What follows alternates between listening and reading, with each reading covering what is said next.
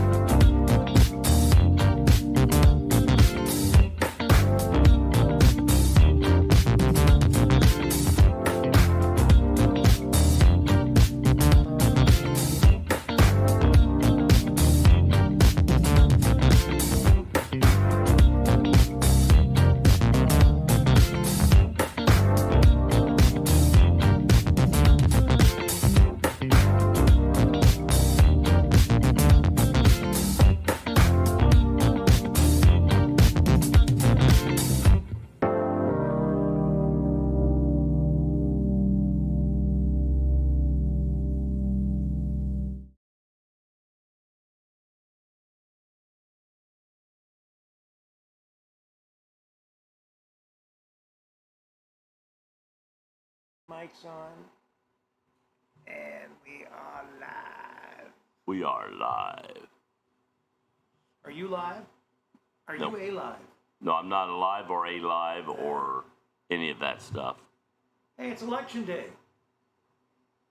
So while we have everybody's attention, we want to remind everybody that since it is election day, Sean Grooms is running for Miami Trace School Board of Education. Well, we want to remind people to go out and vote. No matter who you're voting for, go vote. That's just something that you're allowed to do as an American, and use your right to go vote. Right. Are you allowed to vote? As of right now, I think I'm still allowed to vote. You're not too old? Nope. Not too old. Well, all the Halloween decorations have been removed. They're all down. So no more Halloween decorations. Boney is in Florida now. I saw a picture of him laying on the beach. He was in a Speedo. Boney? Boney was in a Speedo. It was kind of... on his head? Yeah, that's the only part of him I ever saw. Well, maybe that wasn't a Speedo. Maybe... But it was just the sand. I don't know. It might not have been a Speedo. Who knows? Got my winter stuff up for the colder weather we're having in here.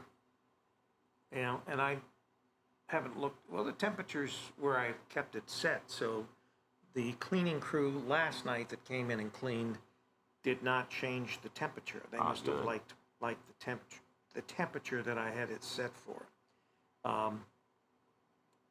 But anyway, let me turn this up and just make sure. Yeah, that's pretty. There's hardly any delay.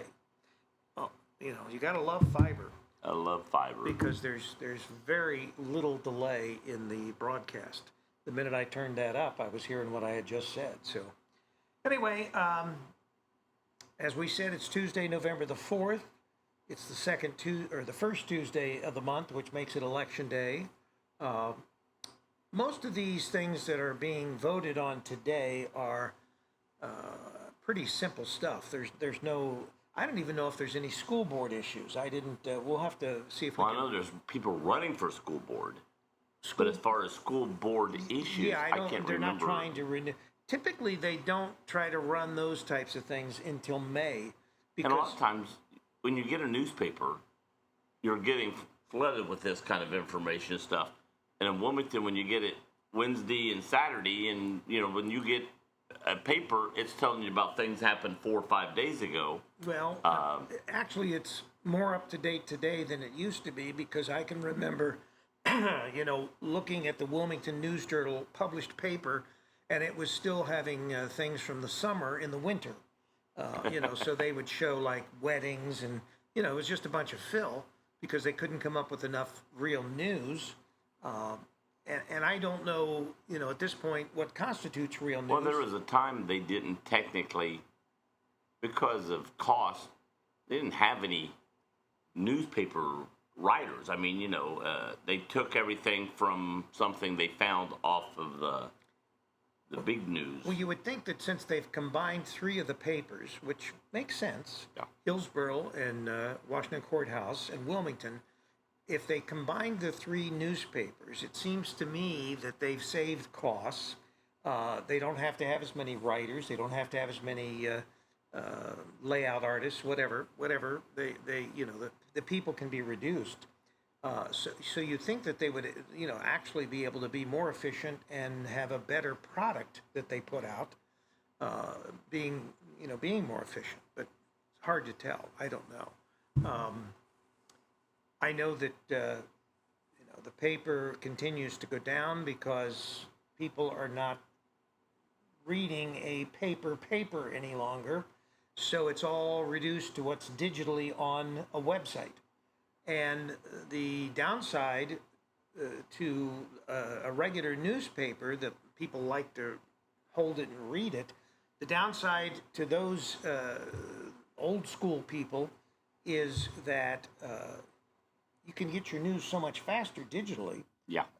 Because if something breaks this morning, I can report on it, within hours and have it up on the site. The newspaper, obviously, you can't because you've got to wait for it to actually go to print. So that is the downside of a print vehicle.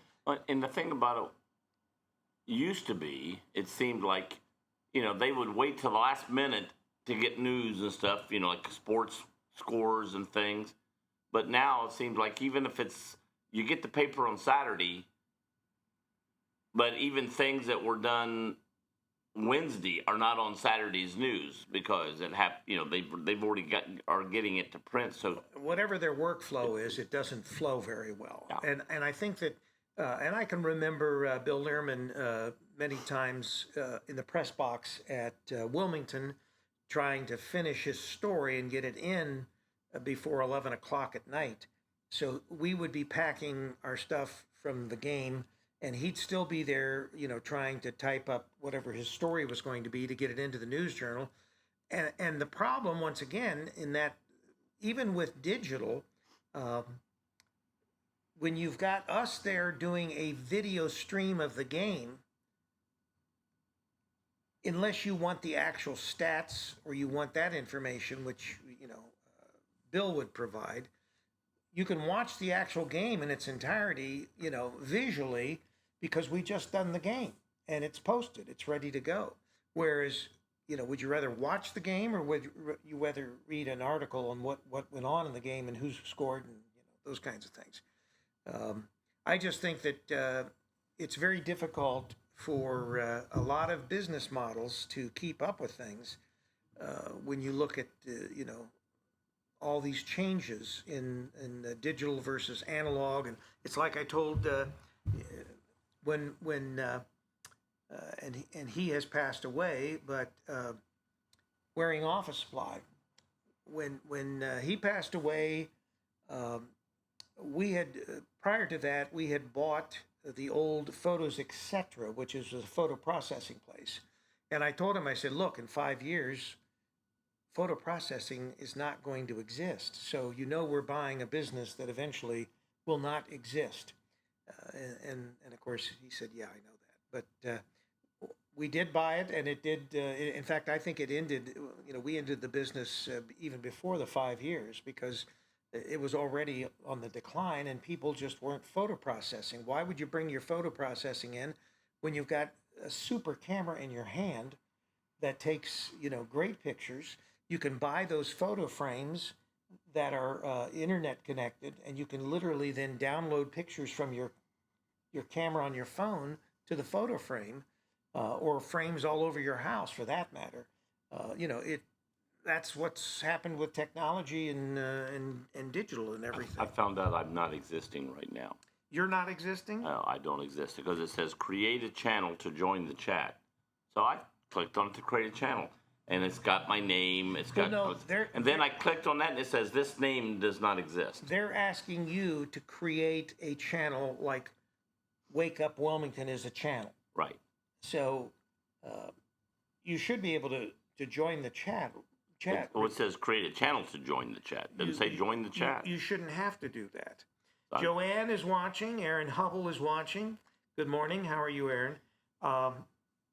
And Joanne had mentioned here that former Vice President Dick Cheney has passed away at the age of 84. We've got a couple that's either are in or recently been in the hospital. Rita Wolf, I think, is in the hospital. Rita is in the hospital, And, we wish her all the luck, and that we want her Mrs. to have a Tebow speedy recovery. Recently was in the hospital. Yeah. And home recovering with her husband nurse who's nursing her back to health. Is that right? She said he's doing a fine job, so we're glad that her husband can take the time to help her. And her surgeries were, I think, in her neck related, spine, whatever, fusing some vertebrae or something. But so she was saying Alan was doing a very good nursing job. Yeah, but Alan is not really a nurse. No, He's just her nurse. Nursing her. Yeah, he is her nurse, which she said he's doing an excellent job. So that's great. So way to go, Alan. So other than the fact that today is November the 4th and Election Day, and now do you plan on going to vote? Yes. Okay. Where do you vote? That's one thing I've got to watch. The fairgrounds? I've voted at the fairgrounds and I voted over on Nelson Avenue, and I've got to figure out which one do I go to this year. You know, I like think it changes. because the last time I voted, it was on Nelson Avenue, but I think that was because it was not the regular November election day. Well, so but I voted there like 3 times. I think that you vote on Nelson actually at the Board of Elections. That's the Board of Elections. Right. You vote at the Board of Elections on certain because they don't want to put together all these precincts voting that they normally do on the big election day. Right. So once again, I'm with you. My polling place is around the corner from where I live at a church. Right. And that's where I would normally vote in the big elections. But like I said, this last election, we went over to the Board of Elections in order to vote. And I don't think it was because we were voting early, because there was quite a bit of traffic over there for what it was. And I was trying to think, where did I vote last year? Doing this is I'm getting ready for bed last night. It's like, oh, shoot, I'm going to vote, but where do I vote? I voted in my lifetime, probably 6 or 7 different places. But the last several times, it's either been at the courthouse or Nelson Avenue. Well, you've lived here all that time. See, I voted all over the place. I've voted in Columbus. Wherever I voted in Fayette County. I've voted here. And I've lived in 2 or 3 different areas of town. And depending on where I was, you're going to have. Sometimes it was at the Church of Christ, or it may have been over here, or You're it may going to have have been a different there. precinct. What precinct I know are you in? for when we lived out on Gurneyville Road, when we had the homestead, I guess you could call it, our place to vote was always the fairgrounds, because they had 3 or 4 precincts that they. Well, when you go into one building there was all the way around. Because that's Union Township. Yeah, a lot of different places to vote inside the courthouse. They could. Well, I reckon it's also depending if they're expecting, 15,000 people to vote, or if they're expecting 6,000 people to vote. Yeah, well, they're not going to expect 15,000 in a town the size of Wilmington with 12,000 inhabitants, and the county 30,000. It's Clinton County, because outside the county's got to have some place to go vote too. But anyway, yes. So I like you will have to. Find out where? I'll have to find out whether it's going to be at the church around the corner from me, which is very convenient, or it's over on Nelson, which still is not that inconvenient. It's going to be one of the two. It's going to be the Board of Election. They're not going to move it from the, normally you'll get a little note on a postcard if they actually move physically the where you go to vote, if it changes. So for instance, the church says, well, we're no longer going to provide space for them to hold the precinct here. So we've not been made aware of any of that. So I'm assuming that it's, although overnight last night, my son-in-law, I noticed he must not have been feeling well, because I could hear him in the bathroom, because typically. You always listen for him in the bathroom? We have 2 bathrooms. We have a bathroom downstairs and we have a bathroom upstairs. Bathroom on the first floor, bathroom on the second floor. Now, the bathroom on the second floor has, shower and all that. So, bathtub. The bathroom on the first floor is just a bathroom. Um, Hot but bath. so my daughter and my son-in-law, they live in the basement on the lowest level of the condo. And then the bathroom is on the first floor. And they will typically use that bathroom Unless they need a shower. unless they need a shower or whatever. Then they will come upstairs. But for whatever reason, and maybe it was because he was going to take a shower or needed to, I don't know. But the point was he was sick. And Or she may have been in the other bathroom and he had to run to the well, other. at first I thought it might be my daughter because she's pregnant and she said she's had morning sickness every day of the week, day long.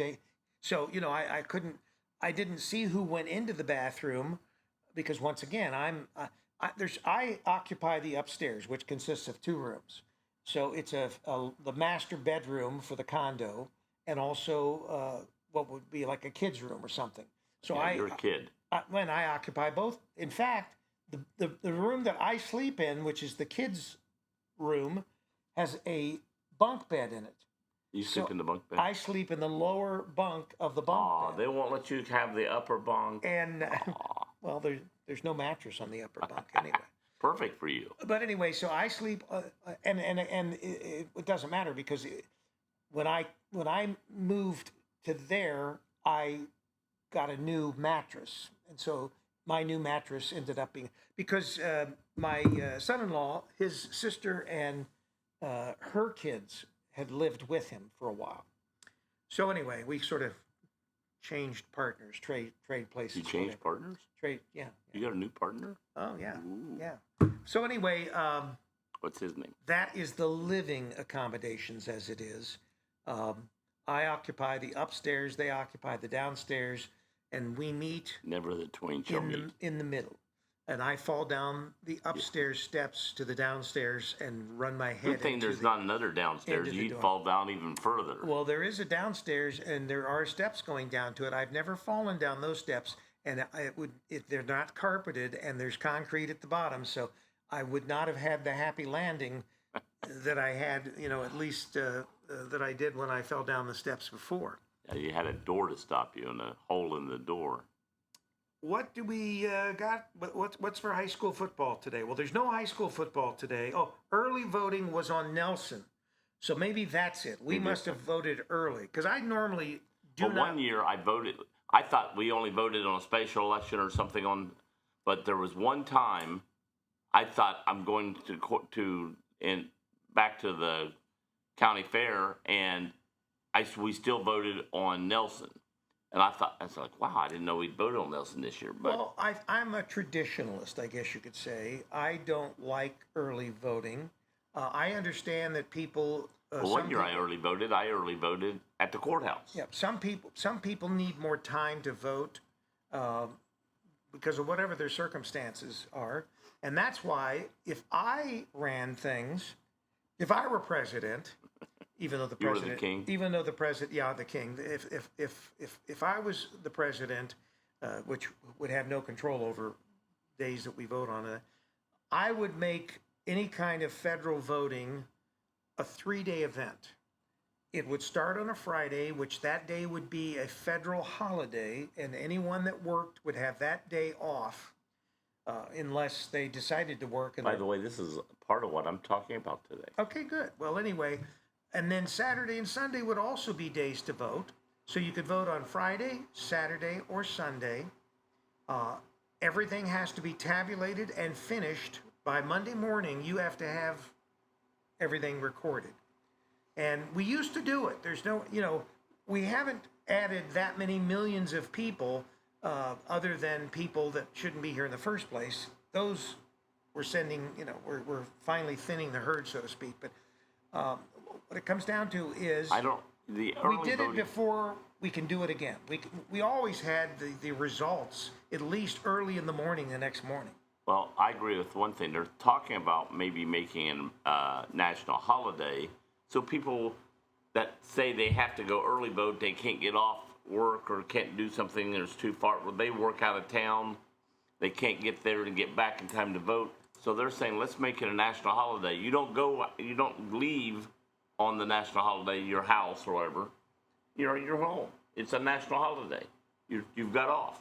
Therefore, if you need to vote, you just go to the voting place. And basically what they're saying then is if it's a national holiday... And you don't have to early vote or anything. Your employer, if he wants you to work, he can pay you double time or triple time or whatever it is. If it's a necessity job like a nurse or a hospital. And then you can go vote on Saturday or Sunday. But you have those 3 days, that weekend, voting weekend. And the first... The Friday, which is normally not a paid holiday, would be in this case, and so there'd be no excuse, And I'm of the opinion everybody should have to present ID. They have to be registered ahead of time. It's not, I know that some states are allowing you to register right up to walking in and wanting to vote. Stupid. I remember, like I said, when I first got to vote, you had to register by October 1st. Yeah. Or you couldn't vote. And now I've seen people registering, like you said, just a few days before they vote, they're registering. So, too much chance we don't realize that what has happened over a period of a couple decades or years, whatever, that things have been softened up. And as they have been softened up, it gives you more opportunity for people to cheat. And that's part of the plan, I think. They want to make it easier for them to manipulate the results of an election, which, they shouldn't be able to. Right. And so I think we need to go back rather than, this progressive idea of, we need to make it as easy as possible for people to vote. And if they're saying that you could vote from home on your computer or vote from your phone or whatever, well, that would be very nice, and it would be very easy, but it would be so rife with corruption and... How many things on a computer or phones do people right now, somebody from Nigeria does something on your phone, you can't stop it, or, your computer. So, once again, I think that we need to be able to believe in our elections, and that when a vote is taken, the winner actually won. And it's not something that has been manipulated by our own government or some other government, or the kid across the street. It's got to be something that we know we can trust because, we've had so much of that accusation over the last several years. Well, even back in around 2000, the other party complained that the party that was now complaining there was cheating was the other way around back then. I think there's always... both parties can always say, "Oh, you cheated," when they lose, and so you make it so nobody can. Yeah, if you make it ironclad, then neither side can cheat. Right. If you go back to everybody has to be registered by a certain day, and then everybody has those 3 days to vote. One of the three, not all 3 days, but obviously one of the 3 days, the Friday, Saturday, or Sunday. You would try to do it all. There is no excuse. You know that you've got 3 days, a 3-day window to get in there and vote. The votes are not. There's no votes counted. That it's not like this mail-in ballot stuff where they count votes a week after the election, and so we don't even know who the. And then in the meantime, there's accusations that votes are being brought in and put into the, to make sure that they catch up with whatever they need in order for one party or the other to win. We don't need that. We need just a pure. Yes. Time out. Should we take a break? Yeah, that's what I was thinking. What time is it? 24. All right. 25. We'll take a break. We'll be back. We'll finish up on this, and for Aaron Hubble, we will talk sports. We'll talk about us doing the Miami Trace Jackson game this Friday night and what that entails. And there's other things that we may be doing I just haven't heard yet. So we'll go over that as well. We'll be right back.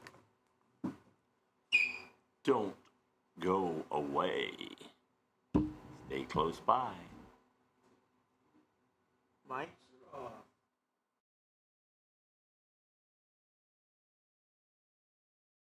With the presidential campaign heating up, worries surround first-time voters who are being rushed from the polling station before they can even mark their ballots. Whoa, Nelly, it's a premature evacuation. an election where no one is really the wiener. The winner. I'm Amanda Martin. And I'm Steve Burnett. Stories we make up just for you, and the latest on what's coming to the Murphy Theater only on The Murphy Report. Find us on the Murphy Theater website or our very own YouTube channel. Steve, have you already made your choice on who you're voting for? Yes, I have. I've already mailed in my ballot. I imagine you mail it in a lot, Steve.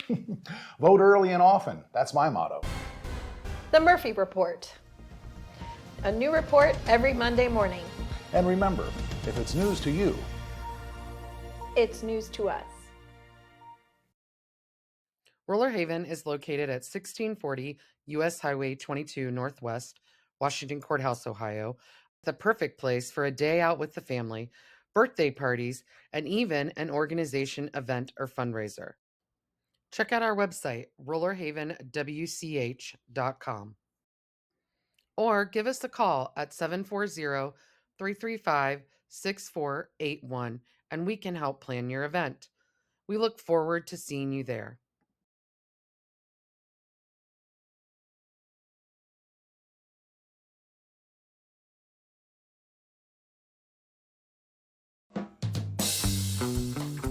Welcome to downtown Wilmington, Ohio, the place to be. Experience something new with your family and friends in this vibrant and family-friendly historic district. When it comes to dining, shopping, and entertainment, downtown Wilmington has it all. From quick bites to high-end diners, we have a variety of food options to satisfy your taste buds. Explore our artisan boutique shops, jewelers, and florists for unique finds. Pamper yourself with soothing spa treatments, rejuvenating massages, and stylish haircuts at our top-notch studios. Dive into the world of art with our captivating galleries. And catch a show at the historic Murphy Theater, featuring awe-inspiring performances and cultural events. Immerse yourself in history by visiting our iconic landmarks, such as the Murphy Theater, historic General Denver Hotel, our Cultural History Center, and beautifully preserved historic architecture. Throughout the year, Main Street Wilmington hosts a variety of exciting events that embody the spirit of our town.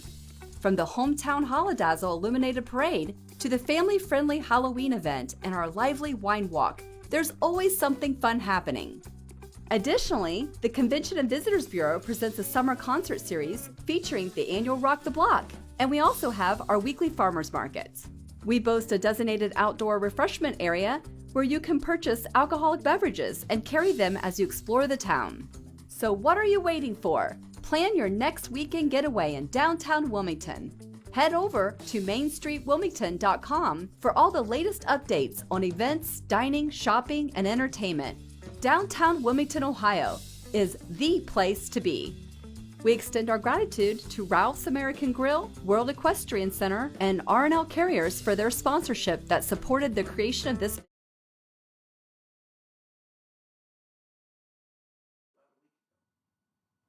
All right. And we've got, well, here, let's catch up. We've got Aaron Hubble saying good morning, fellas. Good morning, Aaron. Joanne. Good morning, Joanne. Cheney passes away. Oh, I didn't know Adventures that. in Time says hello. We say hi. Hello, Adventures in Joanne Time. says early voting was on Nelson. That's what she Yes. was correcting us on. Right. And then Aaron wants to know about high school football. And then we've got a funny that a thief stole my wife and my girlfriend, and I want my girlfriend back. And the Blue Lions play Cincinnati Indian Hill. That's coming up. And then Vicki Kendall is watching. Good morning, Vicki. So we've caught up. And I'll come back to the table now. And Indian Hill, usually pretty good. They're undefeated.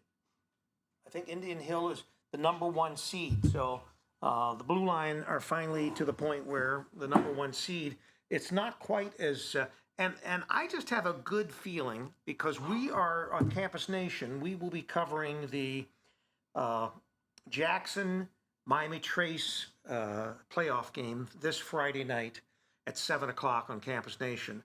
I just have a good feeling about that game. I think that we're going to see that Miami Trace, especially after that last Jackson game that was at Miami Trace, I think that they have the confidence they need. And last year, we when we were at Jackson last year for the regular season game, they almost they were whooping up on them the first half, and then it was that fourth quarter that Jackson caught back up. And Right. so I think that there's a good chance that Miami Trace might move on by beating Jackson. I don't know who they play after that. I'd have to look at the bracket, but still, that would be a big game. And we have, I think, 3 sponsors that stepped up to pay for that the fee that we pay, which, like I said, it's not cheap. It's $150 for us to broadcast a playoff game. So you figure if it takes 5 games to win a state championship, and it gets a little more expensive when we get to the last few Instead games. of the 150, it'll go up like to 250 or 275. It'll Yeah. the state wants more money. And- they got less teams playing. They want more And money. not only that, but we cannot actually do a stream on the championship game. Yeah, you can It's- go in it's and do only radio. audio, yeah. But you can do audio, but you can't Which do. we did with Massey twice. We did audio from the Hall of Fame, but and we would do that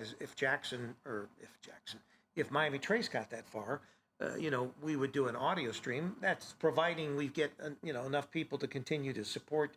I But remember one time Massey went and you said, Joe, you're not going to be on the thing, but we'll get you in the press box. And anyway, and then you called me back and said, well, I didn't go. And then you go, oh, it's a good thing because we couldn't have got you in the press box. Several of the people had to sit outside, and it was cold. Nasty cold. I said, man, I'm glad I didn't go up there. Well, I mean, it's watch. It's I football. would have liked to have seen Massey play. Yeah, it's playoff football. But I'm not a cold weather Well, person. and the game that we're talking about, I remember the game. It was in Cincinnati. It was against one of their perennial. No, it was then up in Cleveland area, up there, the state game. No, we didn't have any state games up in Cleveland. It was a Cincinnati. It was a playoff game. It wasn't the final because the only time the finals are always at the Hall of Fame, Right. which is in Canton. And that's where you told me I could go. Well, unless you were sending me to Canton and you were going We to have Cincinnati. never had anyone have to sit out because the press boxes are suites. I mean, they're luxury suites that we Then you lied to me. we broadcast out of. But it may be that we could only get so many people qualified to go in, which reminds me, because you need to call the AD at Jackson or whoever's in charge of that game and make sure that you get us scheduled in. Because I kept thinking, I got to tell Joe that, to get a hold of those people and to let them know that Campus Nation is doing the game. So anyway, that is your project for this morning. Yes, sir. Once we get off the air, Joe's the one that has been helping me out and handling that. Sean Grooms, Miami Trace Jackson winner, gets the London McNicholas winner. Massey. Oh, that's right. I did see that. And that's Massey all. plays Taft. My guess is going to be London. And the Washington Courthouse Indian Hill winner gets the Massey McNick winner. So there are your matchups there. Now, do they still play at the school when they play, or how soon do they start playing at a central location type thing? Or I don't know because we're back to the 12-team, thing. But I would think that it's probably until they get to a certain regional whatever, it'll continue to be played out at schools. And again, right now, the way football compared to other sports right now, it's not southwest, southeast, or central because London is north of here, north of Miami Trace. They I'm not sure if they're in southwest or central, but the other school we would play is in Cincinnati, so it's like, okay, which... So I guess what Sean is saying is that next week is when we start going to a predetermined location. Right. And you'd have to look at the brackets, and Sean obviously probably looked those over very carefully. But McNicholas, is that the one that we may play if we London or... No, Sean's saying that the McNick Massey winner, the Courthouse Indian Hill winner gets the Massey McNick winner. So they're in that part of the bracket. In fact, I thought that, and maybe isn't Courthouse in Division 4, and we're in Division 3? They just changed divisions. I have no idea who's in what division. Well, anyway, Sean's out there. He'll get it settled for us. But so bottom line is we have Massey plays Taft. we have a game this Friday at Jackson. Well, my point was, McNicholas is in southwest Cincinnati, Right. and London is up above, Cleveland, up in that area. Or it's Well, Cleveland. London's not near Springfield. Right. Up, and London is so it's they're not playing southwest, southeast. I mean, you're not just playing the southwest. Southwest is playing southeast right now. Yeah, I don't think that when it comes to the football playoffs, it's done like basketball Yeah. or anything like that. So they don't stay in certain regions and things. They simply. Plus, if you look at the number of teams that start and the number of teams that finish, it's different than basketball because basketball has Well, everybody makes the playoffs in basketball. right. Everybody plays a sectional game. They're in the tournament. So In volleyball, everybody plays a sectional game. In football, only the top so many teams Exactly. make the playoffs. well, because So you have a limited amount of time. Massey plays Taft. London plays McNick. And we are in. we get the winner of the London. If we win, we get the winner of the London McNick game. Aaron says we are Division 5, Region 16. Now, Aaron, are you talking about Trace, or because you are from Washington Courthouse? Are you talking about Courthouse? You're Division 5, Region Well, we've 16. been talking about Trey, so Because I don't think that I don't believe that Miami Trace and the Blue Lions are in the same. no, I think they're different size. I think they're like one's in 4, one's in 5. Right. Something. And strangely enough, maybe not so strangely, Miami Trace is in the same division that Wilmington, whereas the Blue Lions, which is a city actually, are in a smaller division. But Wilmington, even though it's a city school, takes in many counties in kids into their city. If you went to Martinsville, you're playing at Wilmington. If you're Port William, you're playing in Wilmington. Aaron is talking about Courthouse, and not everybody, as Sean has pointed out, not everybody gets in for football, whereas in basketball, everybody starts in, and they're quickly. Miami Trace is Division 3, Region 12. Division 4, Region 16. I don't know why we have 2 there. Miami Trace is Division 3, Region 12. Courthouse is Division 4, Okay, there's Region a heart. 16. Evidently, there was a heart right over where it said courthouse, and I couldn't see it. And so everybody's chiming in here as far as a lot of interest in the football playoffs. And like I said, I just have a good feeling about this Friday's game against Jackson. It's very difficult, and Miami Trace is no slouch of a team. They only lost one game the whole year. They've got a lot of talent. They're explosive. There's a lot of reasons why. When you when you have to first play play a the game team, and you got a touchdown, it's when you have to play a team once, that's one point. But when you've got to play them during the regular season, and then you've got to turn around and play them in the playoffs, the same team, which is kind of interesting because so far we're playing FAC teams from our league. Right. So the Frontier Conference provided us with the first playoff team, which was Hillsborough, and that was a blowout. And then, and I think, did Boney get the correct, or he was the closest, wasn't he? Sean was second? No, Sean actually, I think, was first. Oh, so Sean was first. Okay, so anyway, now Boney did give his 2 cents, but He was close. And we wrote down, I'm talking about for the Jackson game, we've already, and I don't, have we actually predicted the Jackson game? No, we have not done our Jackson scores. Well, it would be fairly easy for us to do that. I don't know. Sean, are you coming in Friday? Because if you come in Friday, we will wait, and then you can give your prediction along with us on the air. If not, you can just phone it in now, and we'll give our predictions as far as the results. And Aaron, you can give us your prediction for the Blue Lions, and we will too. So we'll I say Miami Trace 35, Jackson 24. I like that. Well, Miami Trace, we know, can score. They can put points on the board. I would say that in the case, just like the game that was earlier in the season with the wasn't that the NFL coaches from Kansas City that did our game with Jackson Yes, earlier in the yes. yeah.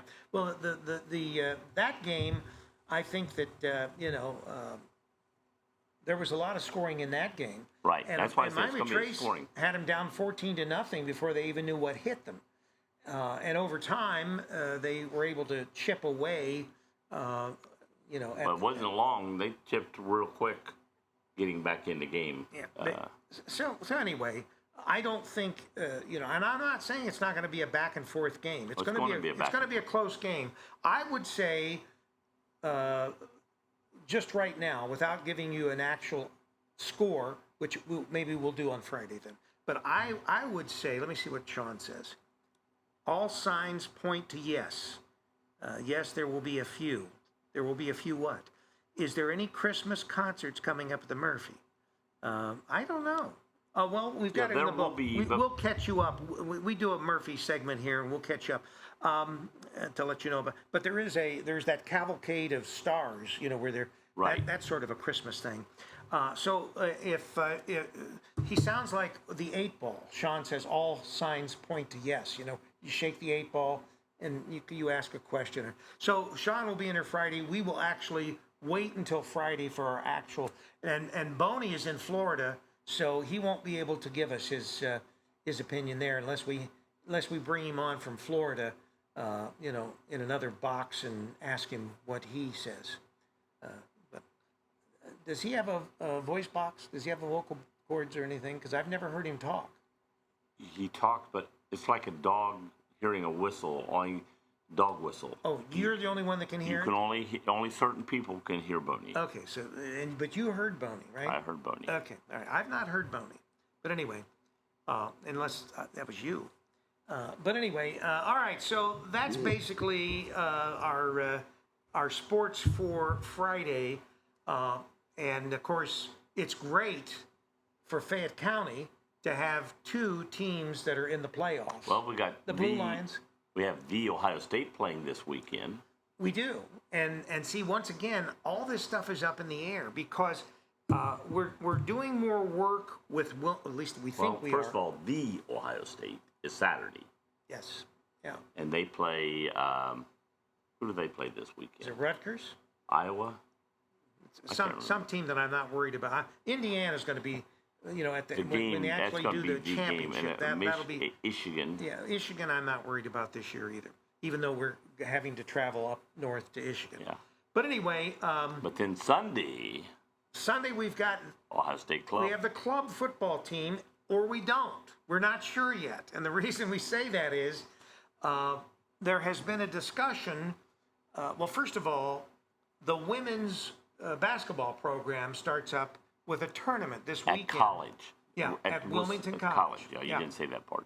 And so we are not sure yet whether the athletic department wants Campus Nation to do those games or do the tournament. They were supposed to get back with you by yesterday.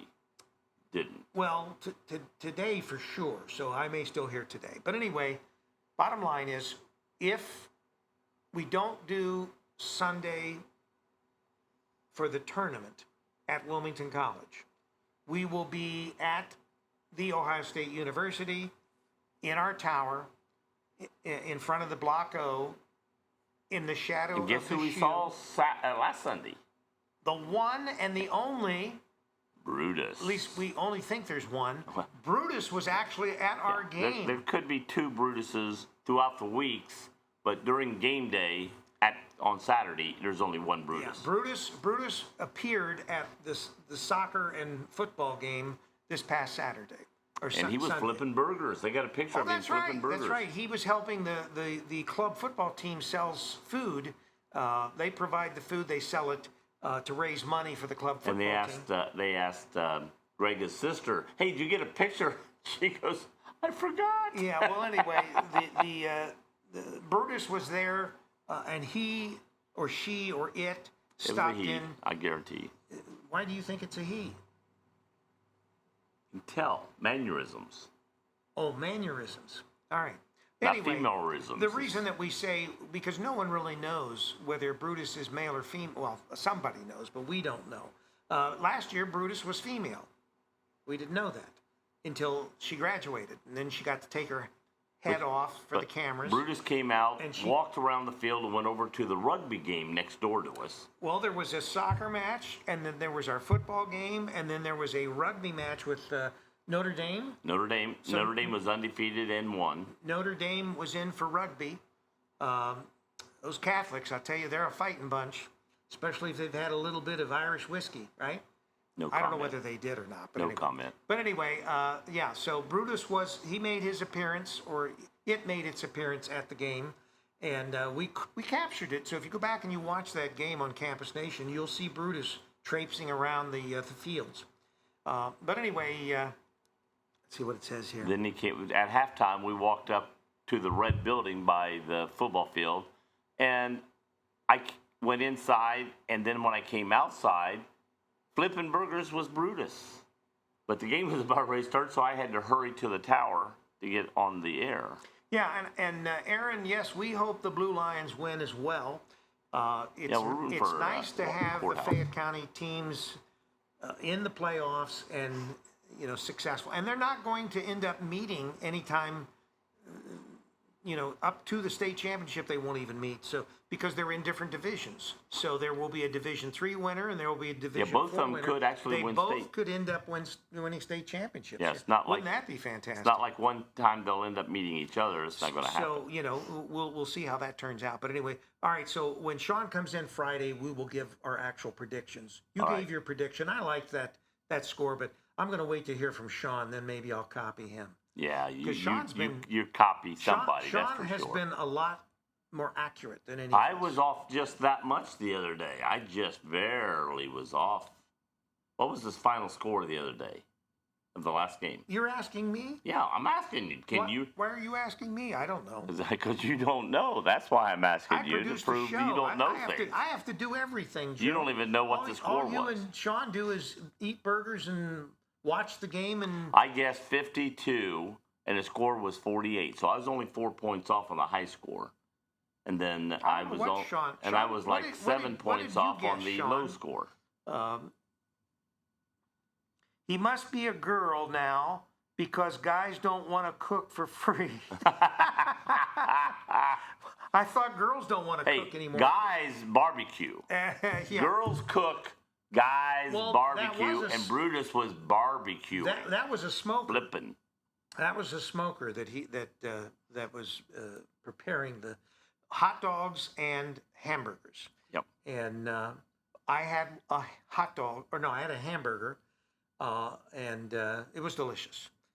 And I had a bag of chips, I think they were Fritos or whatever, and I had a Coke. And I did see last year, sometime during the season, I saw they had a special out. How do you become Brutus? And you have tryouts. And I'm assuming the first thing you have to be is a student at Ohio. you have to be a student at Ohio State University. That's why she had to resign, because she was graduating. Right. So while you're at Ohio State, if you want to become a Brutus, you sign up. Then they have tryouts, and then they cut. Then they finally get down to the last few, and then there's the vote on them. And that's how you become Brutus. And I think they picked one main Brutus, and I think for, like, during the week, if there's going to be appearances. So they have to have a backup. They have two Brutus. They can never have more than two Brutuses at the same time. Like, one can be in Cincinnati, one could be in Columbus, at a car show or wherever, but they can never have more than two. And I think they can't even be at the exact same time. One's at 2, one's at 4. Just Well, we've never that's in our had rules. we've never had Brutus on the morning show. We need to get that. That'd be cool. We did have who was the black cowboy that he dressed up more like the a cowboy, well, I mean, I don't know what but his he name was an Ohio State cowboy. right? We had him on the show several times. He came down from Columbus, and when we were up at the northernmost mall up there, he came down and he was on the show. That was a lot of fun. I met Larry. That he was the guy that dressed up and always had like 12 rows of Buckeyes around his neck. You know, those hanging necklaces of Buckeyes. Yeah. And he was Larry. And We have, I met him in Columbus, but I also met him at B-Dubs when I took first place on the dress up for, I had my face painted scarlet and gray and my red and white hair on. And the one you wore the other day. For the one I Halloween. wore the other day on here. And then I had an Ohio State jersey on. And but I tell you what, I would never do that again because I think I lost 10 pounds in sweating that night. So Sean has said 49-8. He said that he guessed 49-13. I guess the last game. Last game, and they got 15, I think, didn't they? I think so. And he sounds like he's guessing 49-8 for this. So 49-8 is what, maybe that's what the score was. Oh, and 49-8 was the score. and then He he guessed guessed- 49-13. He guessed 49-13. And Aaron they says scored Julian one Baker touchdown. is They so went for good he two. makes it look easy. He does. You know, it's just it's unbelievable. If you look at the game, the last game that he played in, he had what 2-3 long runs right there. Each time he touches the ball, he was like a cloud of dust and off. He really is very good. Very good. And he is probably the question mark as to if he is on, if he plays like we know Julian can play, he is a bundle to try to handle. And you almost have to put two people on him. And if you do, you just open it up for someone else. Right. And that's what Miami Trace has to make sure that they're well aware of what's going on around them. And if Julian gets double teamed, they need to make sure. Yeah, that because when they come out, if they fake it to him going that way, and half the team goes that direction, and the quarterback or somebody goes that way, And it can make a lot of. Sean says he didn't win the FAC Player of the Year, which Shocking. it's hard to believe that. Had but to be from was it- Jackson. yeah, I was going to say, was it someone from Jackson, Sean, that won it? I would imagine that was probably the case. But anyway, let's go back to the old league that Wilmington and Yes, SUL. Trace was in. Yeah, let's go back there. Hey, let's go to why is Election Day always on Tuesday? Well, I don't know, but maybe we should take a break. And Let's then take a break first. we We'll will come back and tell you and why is Election Day always on Tuesday. Well, it is always on Tuesday. When, I was saying that while you except give when you time to go. Except when it's not. And when is it not? I don't know. On Tuesday. When someone tells me. Well, let's it's see not. if they can. You can Oh, read it was a Chillicothe running back that won the Okay. Player of the Year. All right, we'll be back after this short timeout.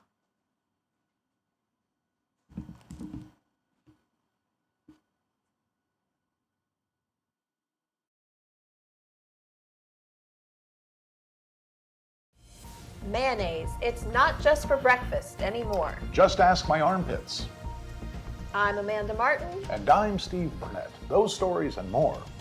including what's coming to the Murphy Theater. Ohio's hometown theater. It's a museum with a stage in downtown Wilmington. That's what you can expect on The Murphy Report. Journalism with integrity. And just a touch of sass. The Murphy Report. Find us on the Murphy Theater website and on our own YouTube channel with a new report every Monday. Now, you put mayonnaise on just about everything, don't you, Amanda? I do, Steve. How about you? I'm allergic to most condiments. The Murphy Report. If it's news to you, It's news to us.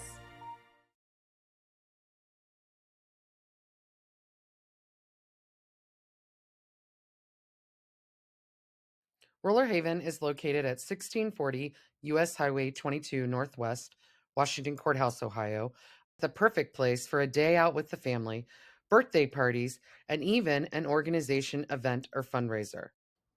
Check out our website, rollerhavenwch.com, or give us a call at 740-335-6481 and we can help plan your event. We look forward to seeing you there.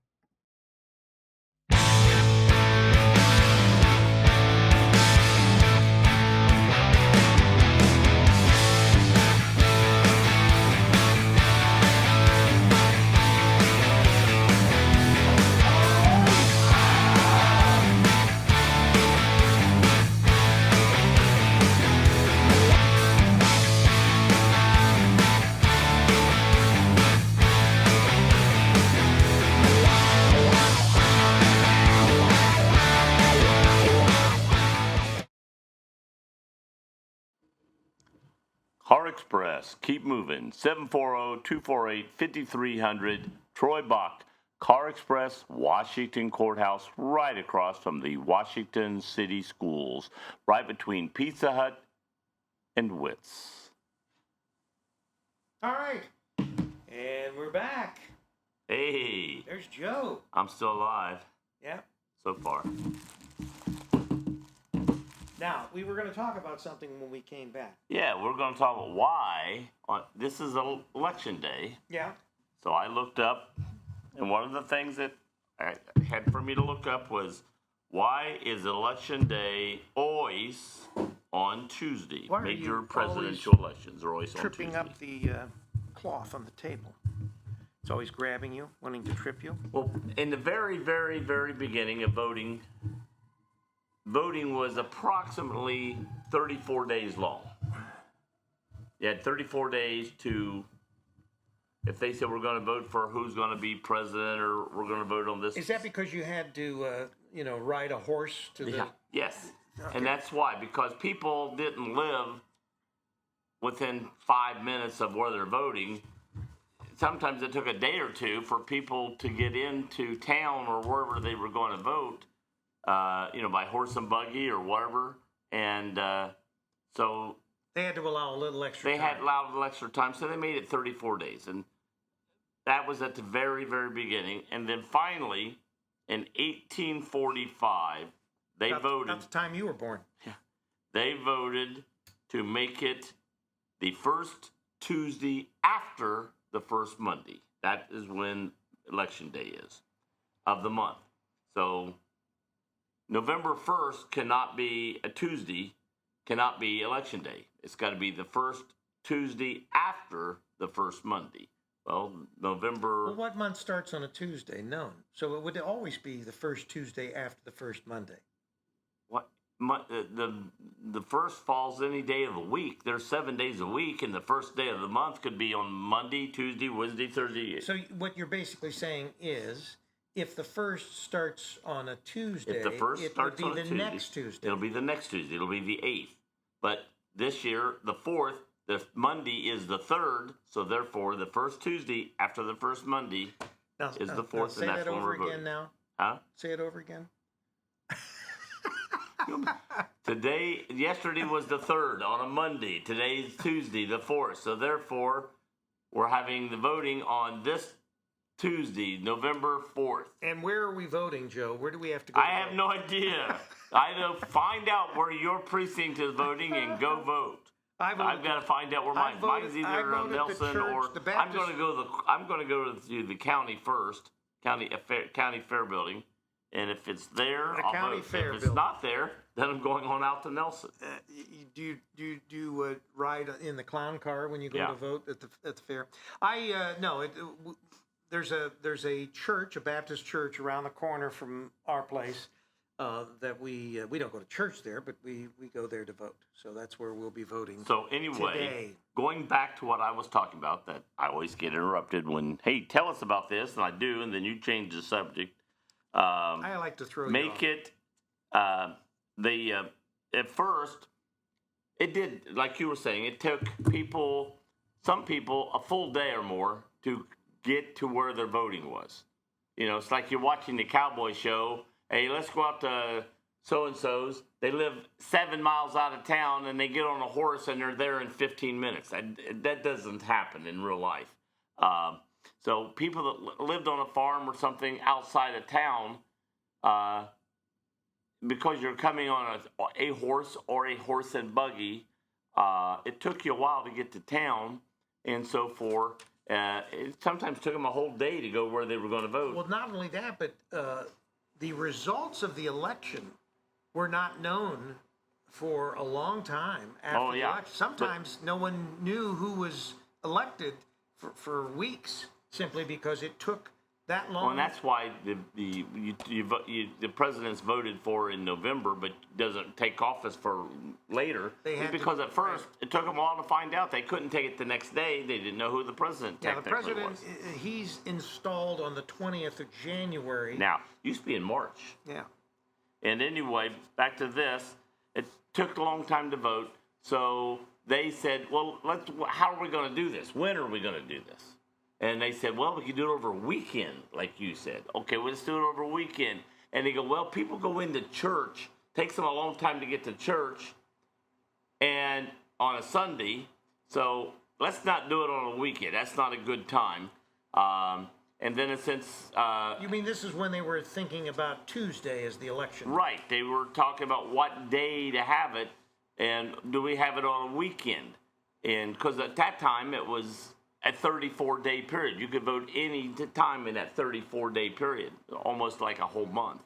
You could vote any day you wanted. Well, 34 days is longer than they chose. So they said, well, let's have it on a weekend. They said the weekend's a bad idea because people going to church on Sunday, and it takes a full day to get there to go vote. Let's do it another day. And so they chose, and then going home on Monday. So then they said, how about Tuesday? Wednesday was a bad day because for farmers back that time, Wednesday was go to market day. Back in the mid 1800s and early 1800s, go to market day for farmers was Wednesday. So they said Tuesday would make it perfect. You can go vote on Tuesday, go to the market on Wednesday, go to church on Sunday. We're going to make Tuesday as the voting day, and then so if we go back to a 3-day weekend, there's no reason why people can't get their vote in 3 days, Friday, Saturday, and Sunday, if Friday is a national holiday and you don't have to go to work. Right, but they are talking about whether your 3-day weekend, they are still talking about making Tuesday a national holiday and voting on Tuesday the national holiday. Well, then, but most Mondays that would limit you to just 1 day to vote, which I'm still not opposed to. I think that the fewer days that you have for voting, the fewer chances that you have for corruption. Correct. And the important thing is that whenever the voting stops, you stop counting the votes on that last day or hour or whatever. That's it. You don't count ballots that come in after that, with the exception, I know that there are service members that are in other countries. I know that a lot of those votes don't get counted until literally after the election ends. And that's understandable. Although today with technology, there's really not a lot of reasons. Now, can there be some hacking of anything electronic as far as... I'm sure. Yes, it still could happen. So there are a lot of service members out there. And then you got voting. Why was November picked to vote? And that was because during the summer and during the fall, people are planting their food, harvesting the food. But usually by November, the harvesting was done. And therefore, they made it November after the harvest. And that's why November, and then why Tuesday in November was the voting days. Tuesday and November were picked because of harvesting, and then make it 1 day to vote rather than 34. Well, once again, things do change, and sometimes you have to change things to accommodate the change. But if anything, it makes it much easier to take the vote, even though there are 350 million Americans, legal Americans that are voting. So I guess a lot of that will just come down to whether there's the actual will for the American public to demand it of their the legislators to change this and make it. There's no question that states have the right to have their elections any way they want, because elections at the state level are controlled by the state.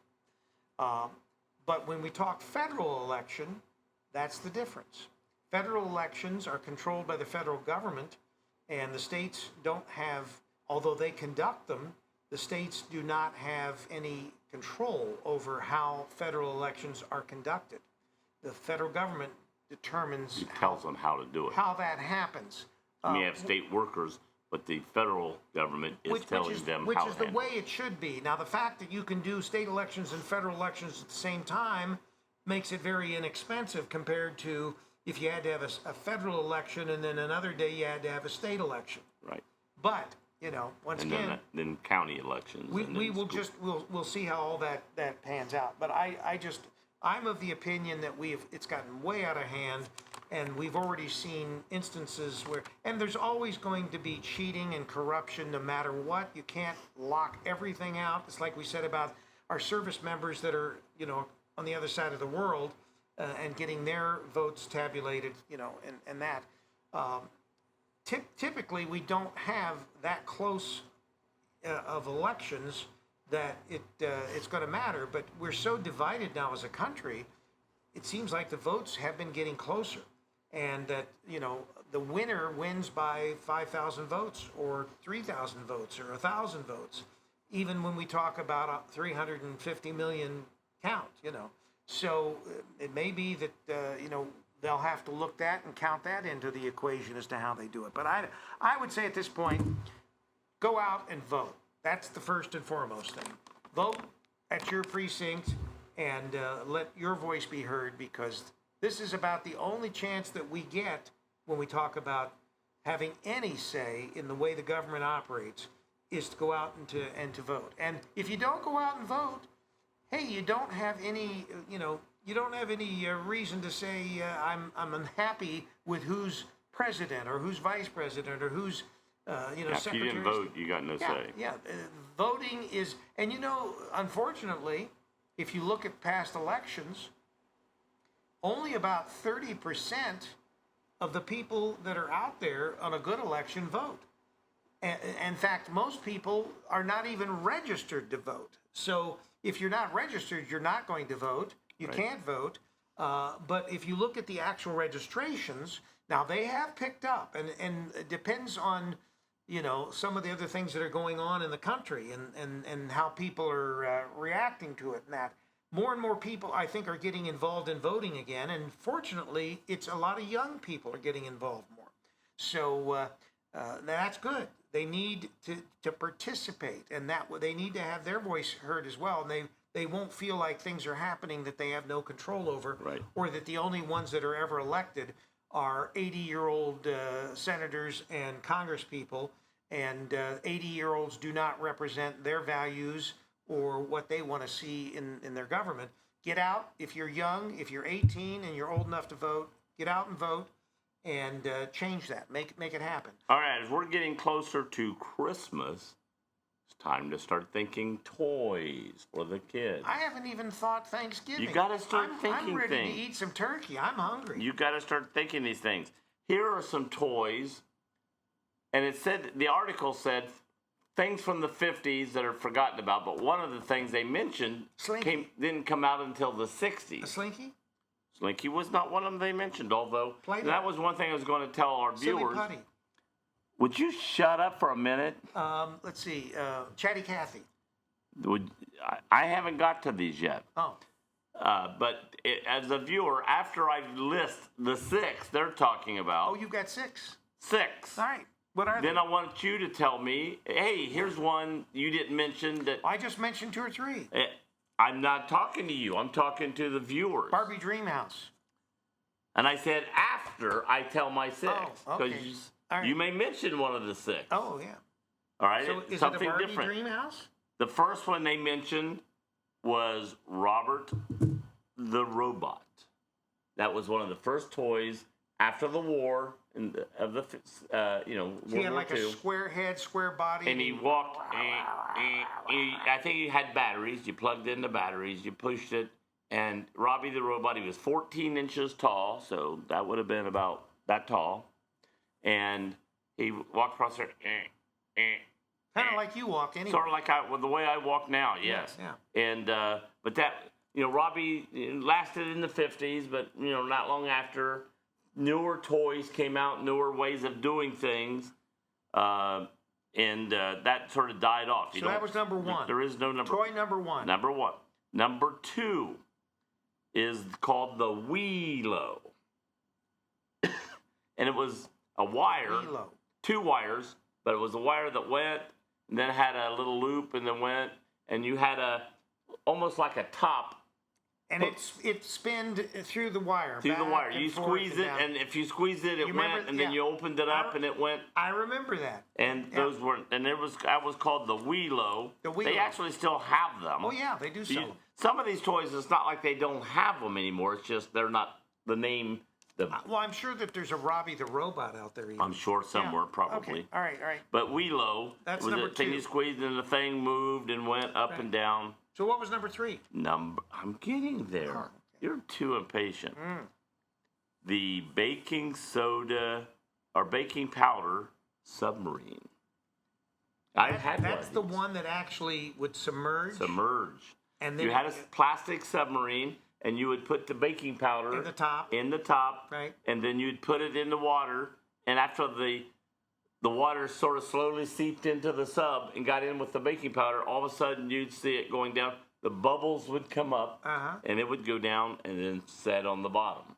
And Did it ever come up? yeah, I think eventually after it got totally soaked and all and then later it would come back up to the top, but it took a long time. But it did happen. Well, we didn't have anything to do back then, so we just waited. And they could, after a while, you could use baking powder, or you could use an Alka-Seltzer bust up an Alka-Seltzer, make it a powder, and put it in the submarine. It would work the same. All right. And you could relieve any indigestion you might have at the same time. And it would cause the carbon dioxide of the bubbles coming up. All right. The sub So that was number then 3? the sub Was rose that up 3 or to the 4? surface. Was that 3 or 4? That was 3. That was 3, and it rose up to the surface. And then they came out with PT boats and scuba divers. You'd have a man scuba diver, did the same thing. He would go down and eventually come back up. And then the PT boats didn't sink, but it made them go. They would You actually. would put it in the back things, and They would go. it Through would the cause water. the bubbles. The powder and stuff would cause bubbles, and the bubbles made the PT boat move. All right. And that was famous because of John F. Kennedy. Right. PT 109. PT 109. And also PT 73. Do you remember PT 73? Well, that was McHale's Navy. McHale's Navy, yes. And that became popular because of. Oh my gosh, we are showing our age. Sure Joe. is there. We're showing our age.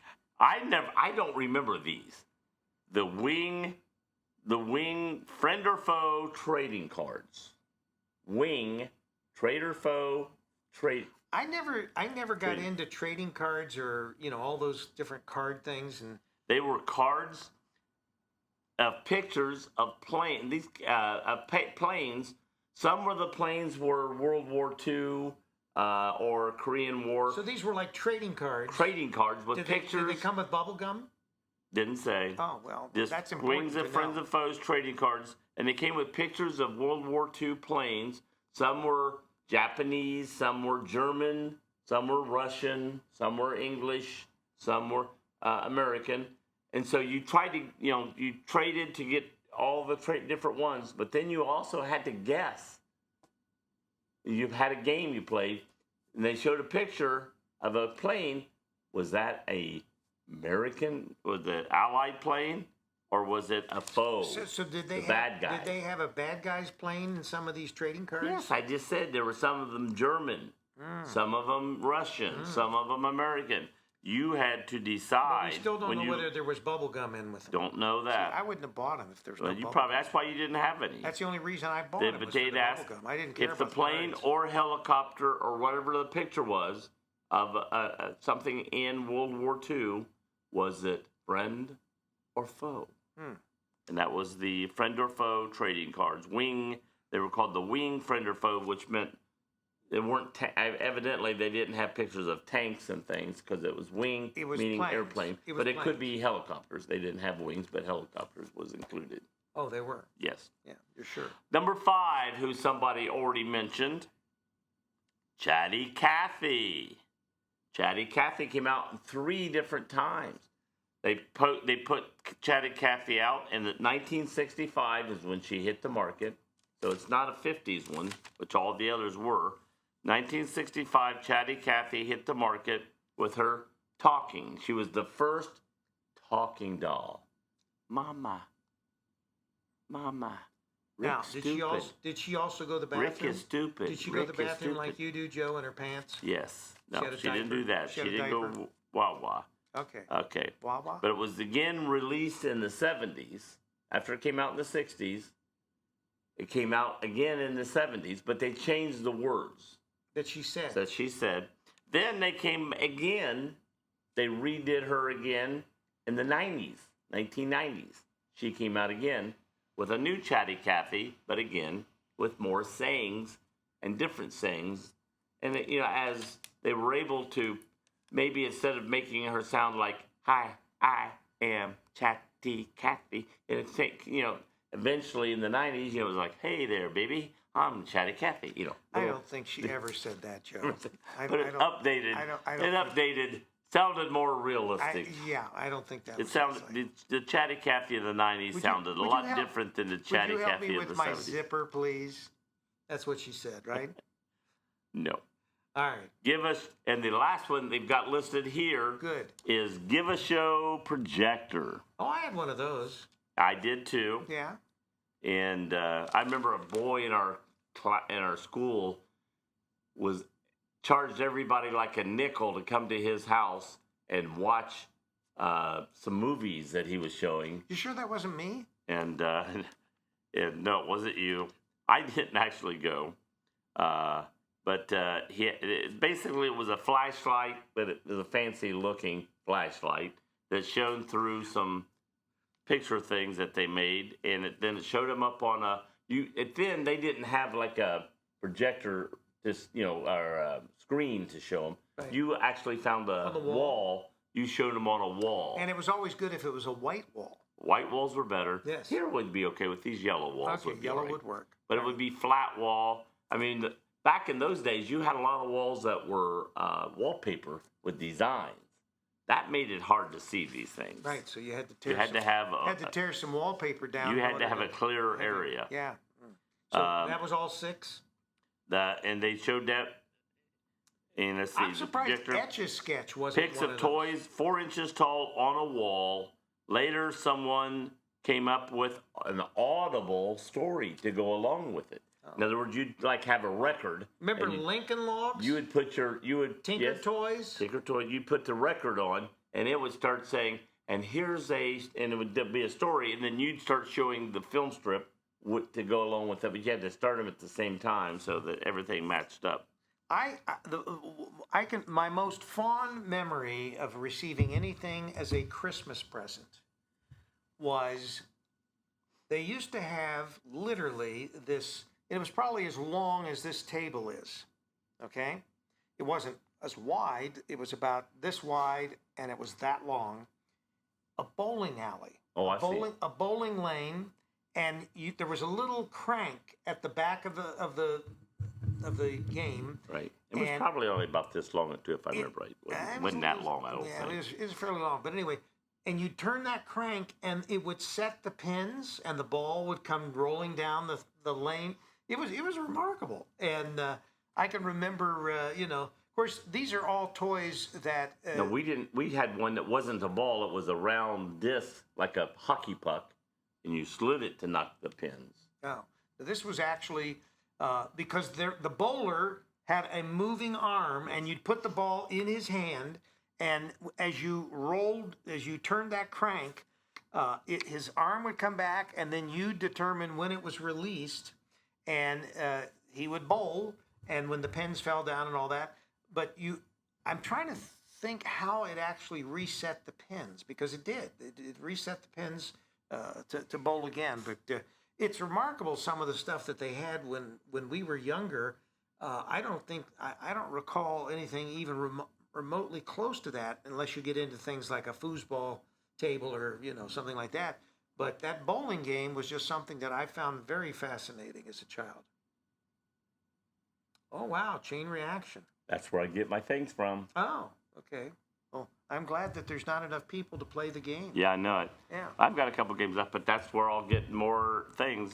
They put chain reaction on my... I have to go looking for this day in history. So I'm going to take a break again. We'll play a couple commercials. Joe will get ready for whatever his next segment is, and I will look at this day in history. And then we're also going to talk Murphy again. Yes. Actually, we may talk Murphy next. Oh. Make sure we have time, because this is already 9:20 by the time we... Time is flying. It'll be past 9:30 by the time And the break's over. just a note, for programming note, tomorrow we've got Molly Campbell and we've got Dustin Pierce coming in, and they've got their new edition of Real Change Wilmington. They're going to be talking. Joe, he's got to go for another prostate exam. They couldn't find his prostate the first time, and they said it was the size of a grapefruit, so I don't know how they couldn't have found it. But they're going to go try a second time to find his prostate, and maybe if they remove it, as they were talking about it, they will... Joe can bring it in a jar, like with pickle juice in it or whatever. Yeah, for you. Yeah, I'll get pickle juice your in. prostate. We'll be right back.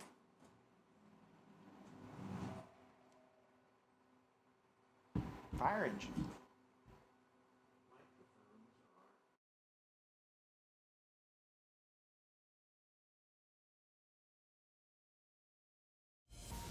Recently unearthed documents dating back to 40 BC confirm Noah's Ark really did wash up in northern Kentucky. Complete with a gift shop and concessions.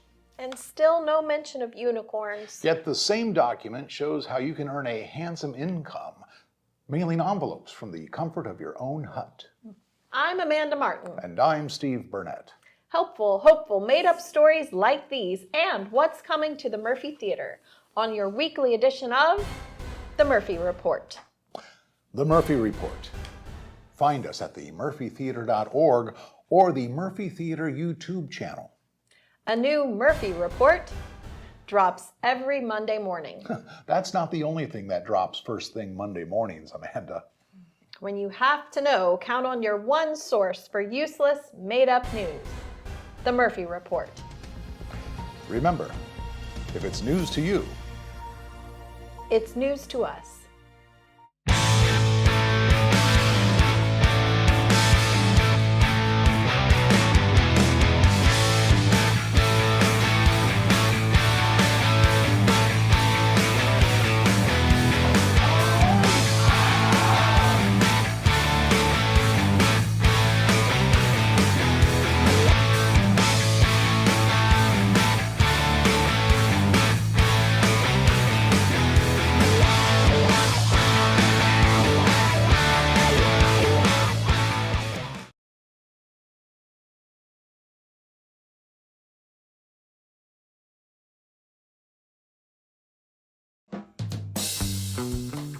Welcome to downtown Wilmington, Ohio, the place to be.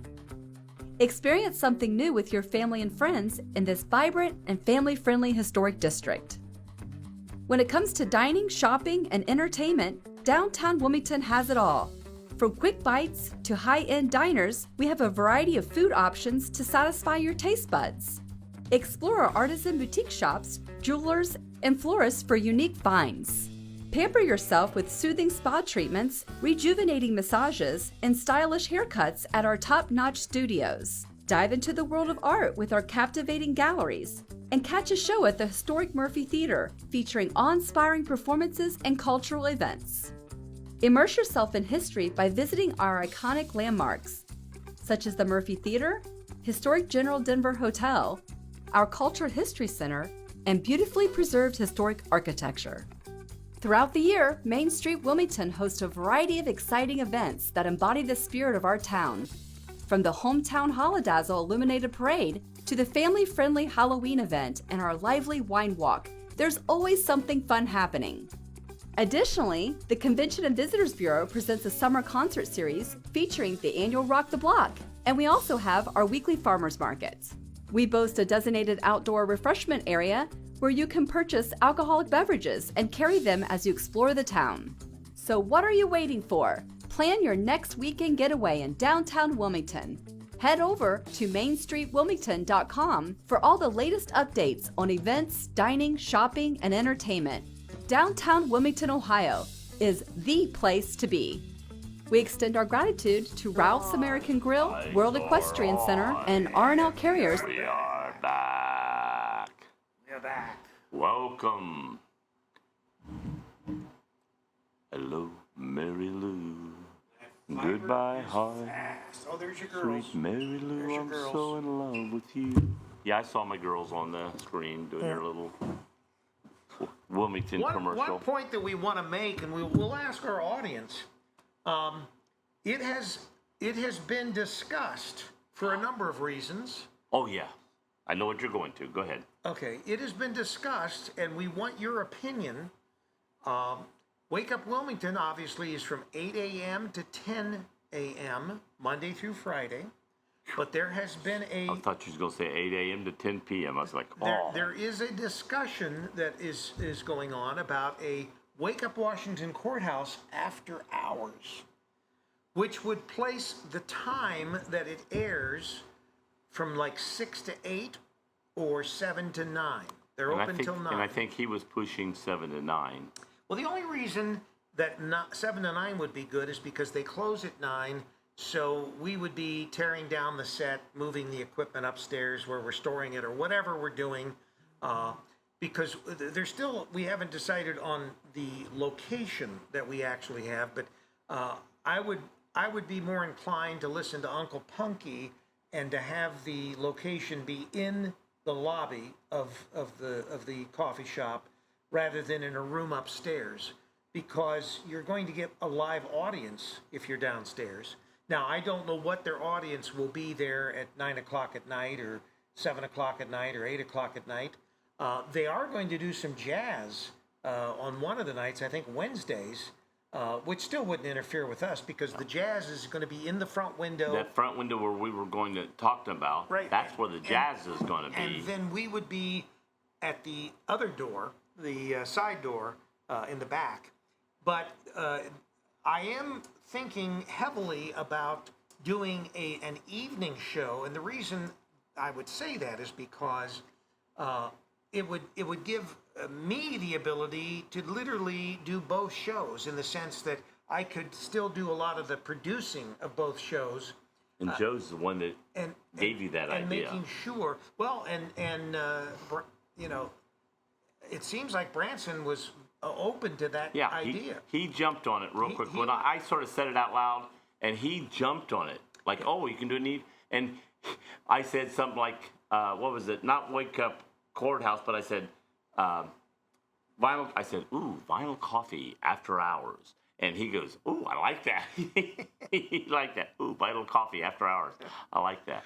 But Branson does want to do some podcasting upstairs in his office up there. Eventually, so maybe we'll help them with that. But the bottom line is, if we did a Wake Up Washington Courthouse after hours, then that might be of interest. And if you folks out there, and it'll give us an opportunity to bring people into one of the two shows. Oh, Sean says, what about on game days? And that's true. you know, Fridays would not be able to do, or Fridays during football season or basketball season. Well, it wouldn't matter. There's Or the other days of the week during basketball season. There's basketball game, but it's not necessary that I be there all the time. You know, the whole idea is to have Uncle Punky and associates be able to do it whether I'm there or not. I can't be everywhere anyway. And it's the same thing here in Wilmington.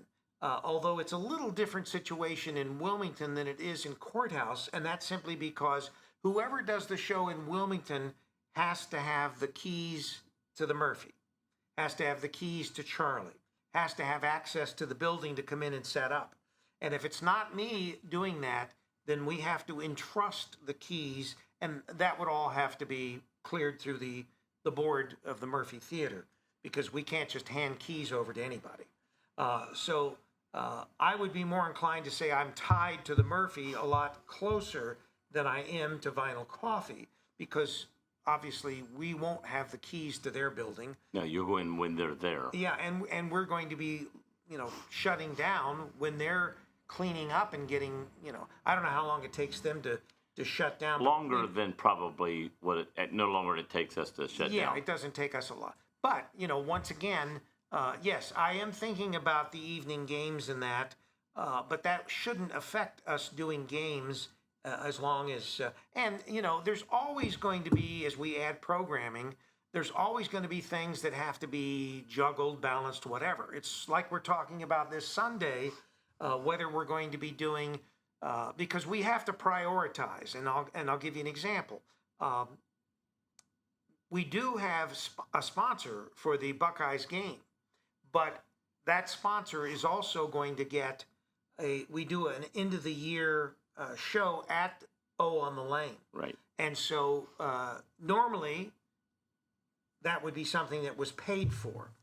But if we, for instance, can't do the last game of the season, which is this game with Cincinnati United, then we can certainly either compensate him by reducing the cost of that game, or we're going to give it to him at no cost. But we have all the Buckeye players, and we are at on the Lane, and so we do a sports show right there from on the Lane. And it's a lot of fun. The question I have, which you mentioned to him originally when he said, what about game night? And you go, well, you could be at the game night, but if he's live, how are we live? Can you be both live? Yes, we can. And let me say something else, because we always endeavor to bring the latest state-of-the-art technology to our broadcasts, and we've always been ahead of the curve. We're also looking at new equipment for our broadcasts. We're always looking for new equipment. Well, the new equipment... The new equipment that we're talking about would not be a software-based system like we're currently using.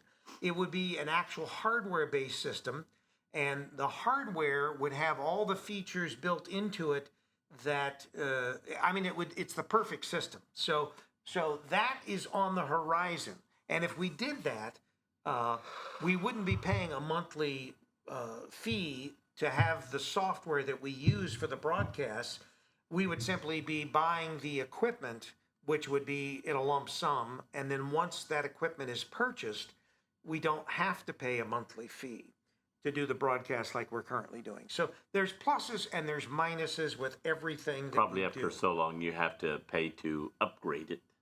No, and not only that, but the great thing about this new piece of equipment is it uses the technology that we use when we do wireless camera connections to it's called NDI, and this has it built in. It also, the nice thing about this new piece of equipment, it's an all-in-one. So we're not having a separate soundboard plugged into our software that we currently have. This has the software, the soundboard. The only downside I would say to it, and we've never done a 9-camera setup, is that I think you can have a maximum of 6 cameras. So big whoop. There's not that. But it's got the audio built in, and it's a very good audio because we currently use a digital soundboard here. I'll just tell you the name. It's Rode, R-O-D-E, which they have been known for their quality as far as their microphones, their speakers, that kind of stuff. And we use a digital soundboard here, and we have another one upstairs. But they do have a new product that is video and audio, and that's what we're looking at moving up to. They're not cheap. They're about, $1,100, $1,200 a piece. And so if we were doing them in both locations, or eventually all locations, that would be one of the pieces of equipment. But the soundboard that we currently use here for this broadcast was $1,200 to $1,500. So we would be getting audio and video built into one for the same price that we paid just for our soundboard here. Gonna talk Murphy? Let's talk Murphy. All right, let's talk Murphy. This Friday, Friday the 7th, we're having a special showing from the 1977 movie Saturday Night Fever, starring John Travolta. Yes. General admission for that is $7 to get in.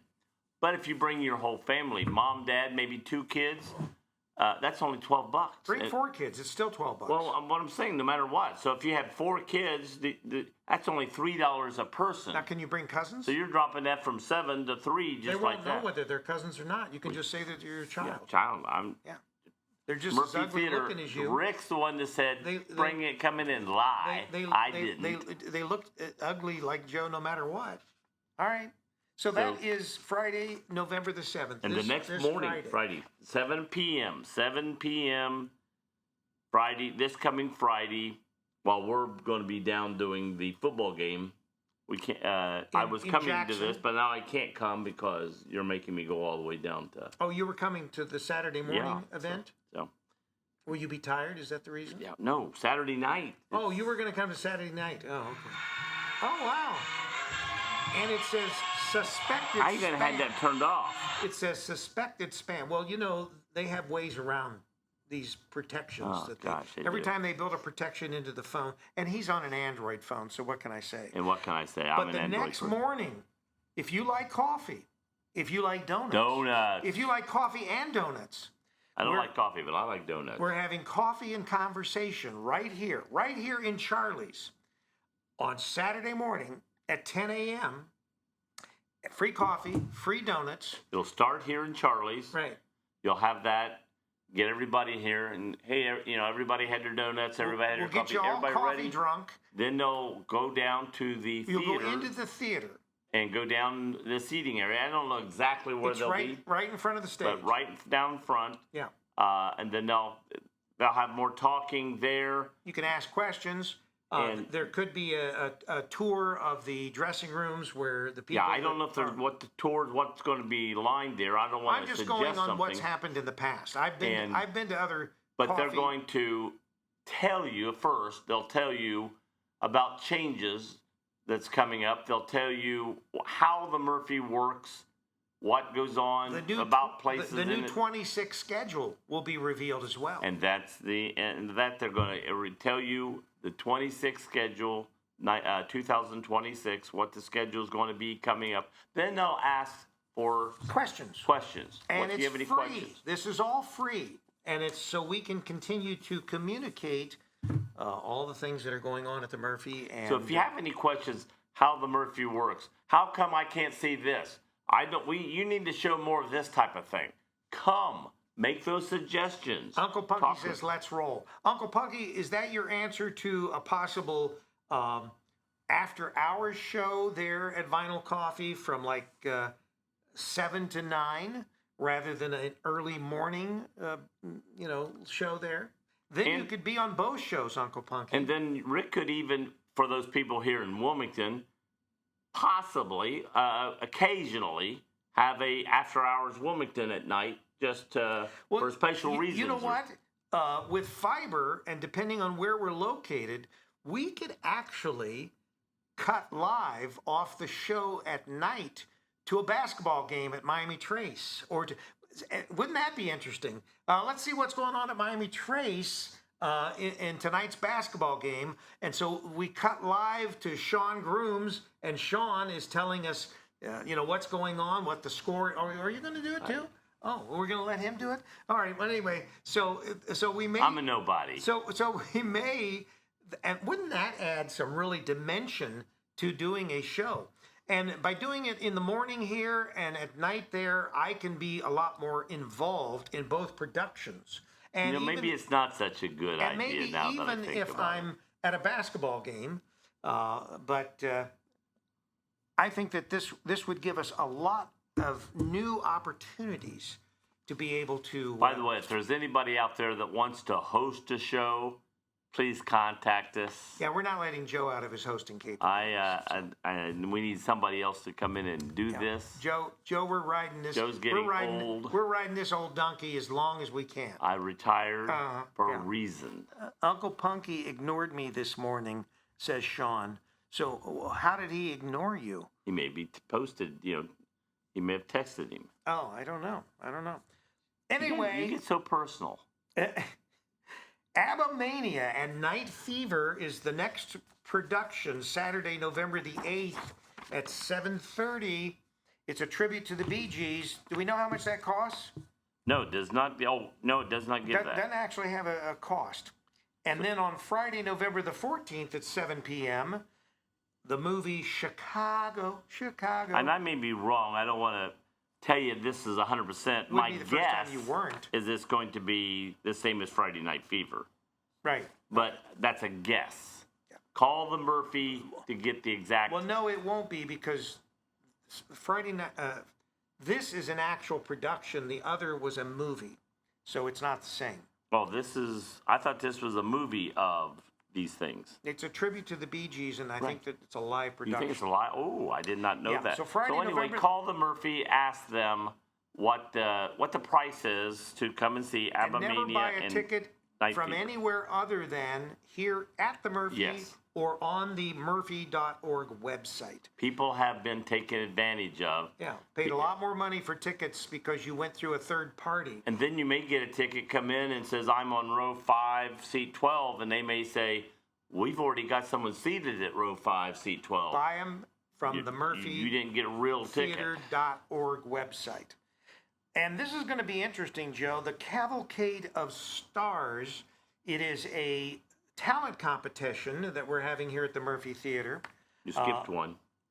I did? Yeah. No, I already talked about Chicago. Did you talk about Chicago? Yeah, Joe, that's yesterday. That's history. But anyway, the Cavalcade of Stars, I've been watching some of their... warm-ups? Their practices. And it's remarkable. They had some singers on there that were singing together that was absolutely stunning. The sound. I thought that has to be almost as good as mine. That's got to be lip synced. No, not anywhere near as good as yours. But anyway, so there are going to be 3 winners. There's going to be a judge's choice, an audience favorite, and the most votes. And the people that some of the featured people that will be on this are Sheila. Is it Sela Osbach? Sela. You keep putting an A8. S-E-L-A-8. Diana Combs, John Crabtree, DJ Finsty, Infinite Echo, Fleming Creek Band, Colt Harrington. Yeah. Janet, the Next Level. Oh, Jamel, the Next Level. Sorry, Jamel. You look like a Janet, though.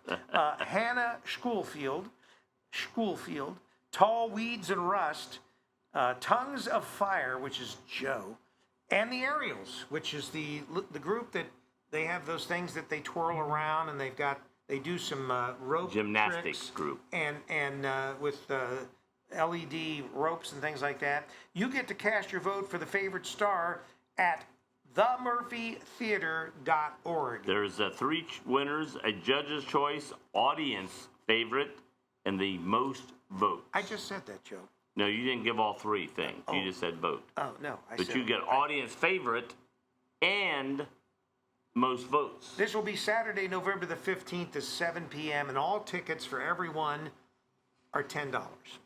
So what a treat. You'll be able to see some of the local talent. Not Joe. Joe is not local, and he's not talented. He is loco, but he's not... Very talented, but I turned him down. He is not loco. All right. This is one of Joe's favorite movies, Planes, Trains, and Automobiles with Steve Martin and John Candy. It's going to be Friday, November the 21st at 7 p.m. Once again, general admission is $7. If you bring your family, it's $12 for even the cousins. And we'll finish this one out with Friday, November the 28th at 7 o'clock. That is going to be a showing of Nutcrackers, which was filmed right here in Wilmington, Ohio, also using the Murphy Theater, and Trevor Shoemaker's old pickup truck was in the movie sitting out front, and because it's old, and it is old. In fact, it's one of those trucks that's only held together by rust. So anyway, that will be Friday, November the 28th at 7 p.m. Tickets are $7 or $12 for the whole family. At the door. Now we're going to because we would be remiss if we did not say this. Wednesday wings for the Murphys, the second Wednesday of every month from 4 to 9 p.m. 15% of everything that you spend, excluding alcohol, will come back to the Murphy Theater to help support the Murphy Theater. And this is at Buffalo Wild Wings. Their location is 143 Fairway Drive in Wilmington, Ohio, across from where the Wawa will be someday. Right, one day. Someday. Right now it's just a cleared off lot. But across from Wawa will be at that light where this takes place. So that will be Friday, November the 28th at 7 p.m. $7 or $12, depending on how many people you bring with you. There's Michelle Tebow. Good morning, guys. This is the first time I have felt well enough to catch the show. Michelle, we were just talking about you earlier today, wishing you the best, and talking about how Alan has been such a great nurse for you. Yes. And so anyway. Rick actually asked me, Joe, is Alan really a nurse? Yeah. Well, anyway, so the bottom line is we're glad to see that you're online and that you are feeling better and that you are progressing. We know that the surgery you had was not easy, and it's the second surgery I think that you've had. Now, Michelle, that you're feeling better, if you get to that point where you're feeling you want to get around, do things, but you're not going back to work yet, come in, be on the show. Yeah, and Joe will still have to be here with you. Joe's trying to get out of being here, but we're not going to let him. So Joe will be here. I said be on the show. I didn't say take over the show. But if you want to take over the show, you're free to do it. Sean's asking about any Xmas shows, Christmas shows. Yes, there is. And so you're forcing me into going into December. The Drowsy Lads Christmas will be Saturday, December the 6th at 7:30. Tickets for that ain't cheap, $35. But that is for Christmas. No, and it's the Drowsy Lads. The Drowsy Lads. They'll be it's here sort of like live. Joe when he first gets here in the morning. And then the Nutcracker, which is actual ballet, will be December the 13th at 2 and 7. December the 14th at 2. We've had the Ballet Tech of Ohio in here before. Mm-hmm. And in fact, we had them on the show.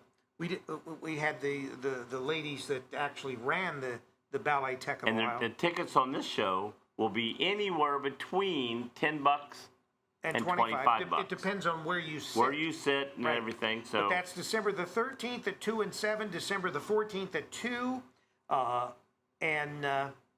Claudia Barrett is the artistic director, and the tickets will be $10 to $25 depending on where, like if you're in the balcony or if you're downstairs or if you're in a box or whatever. And then ultimately, because once again Sean inquired, Charlie's Classic Christmas. That's December the 19th and 20th at 7, December the 20th and 21st at 2, and that will be bringing the holidays home. All tickets are $12. That will be Charlie's Classic Christmas right here at the Murphy Theater. And Charlie, meaning Charlie Murphy, that built the Murphy Theater. Well, who's Charlie would it mean? Huh? Who's Charlie would it mean? I don't know. Oh. But, when you say Charlie's Classic Christmas, I'm explaining to them Well, who's there's Charlie. a lot of Charlies out there, but Charlie Murphy is the one that is. We're in Charlie's place, which is Charlie's. I'm named after Charlie Murphy, who started the theater. And anytime we mention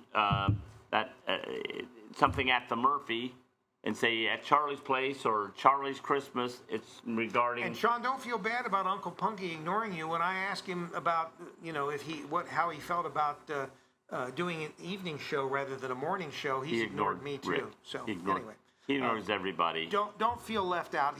He's got that narcissistic thing going on now. He's starting to get into that. He's feeling popular. That's right. Hey man, I'm the host, baby. Yeah. You know what happens? We give someone an inch and they take a mile. Not me. Yeah. Not you. I want a half inch to a quarter of an inch, and then Joe wants to be out of here. That's the thing, but we're not going to let him. Yeah. But anyway, we're going to take a break, even though it's just 10 till. When we come back, we'll finish the show out, and Joe can give us his words of wisdom. My clock is telling me that I got to get up and walk anyway, so let's go take a break. We'll be right back. come back when you grow up, girl. You're still. Roller Haven is located at 1640 U.S. Highway 22 Northwest, Washington Courthouse, Ohio. The perfect place for a day out with the family, birthday parties, and even an organization event or fundraiser. Check out our website, rollerhavenwch.com, or give us a call at 740-335-6481, and we can help plan your event. We look forward to seeing you there.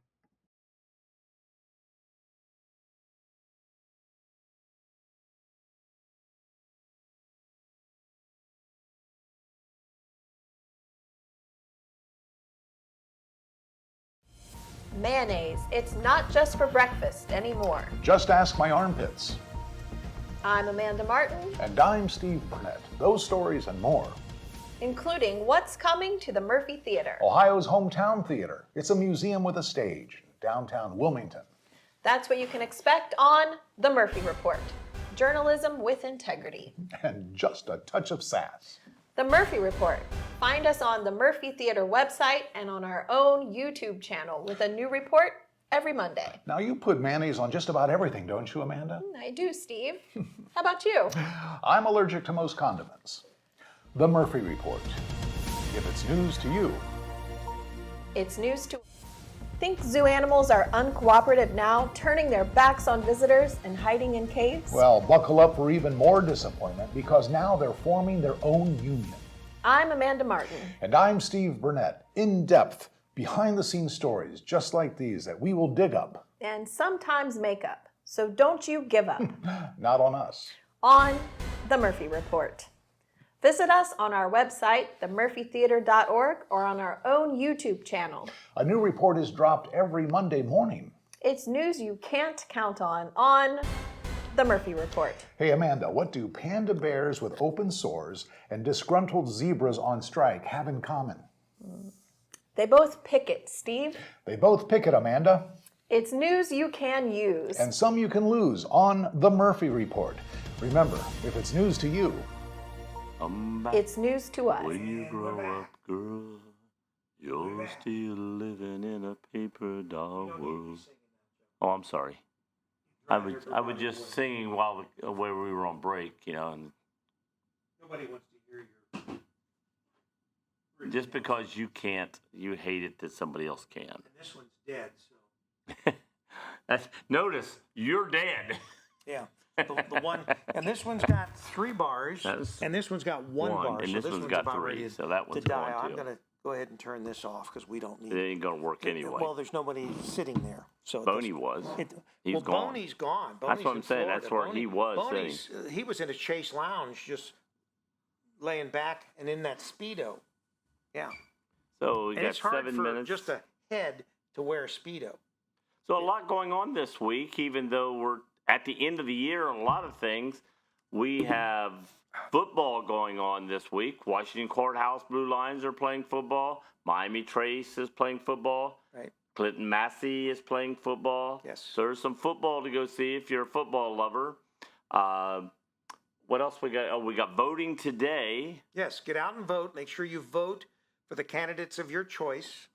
And we've got some not a lot of tight races or anything like that, but we do have a couple mayor's races. One in Nubian and Sabina have yeah. mayor races. That's right. And it's going to be interesting to see who wins those. And we have in Wilmington, council seats are up. There was 4 people running. I can't remember The how. school's not running anything in Wilmington, are they? The only thing is school board, but I don't think there's any school issue. But I think there's 4 or 5 people running for school board at Wilmington High School. Don't know if any of the other schools, I've not noticed or heard anything about the other schools running for anything for school board, but there could be, East Clinton or some of those schools could have somebody running for school board. You can go to your county board of elections and it'll give you a ballot. You can actually look at the ballot before you even go in to vote. That way you can make sure that you know the issues, you know the candidates, you know what parties, if you're voting by party. But all that can be done through the Board of Elections website. And I also suggest, get that and read through the voting thing very thoroughly, because sometimes you go to vote for an issue, you're against what it's and then you go in and read it, and it basically sometimes it says, if you're against the issue, vote yes.